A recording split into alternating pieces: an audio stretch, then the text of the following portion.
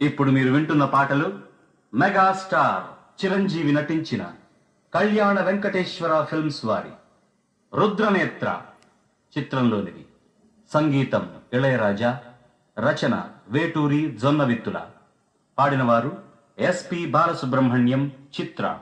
నిర్మాత బిహెచ్ వరహా నరసింహరాజు. దర్శకత్వం కె రాఘవేంద్రరావు.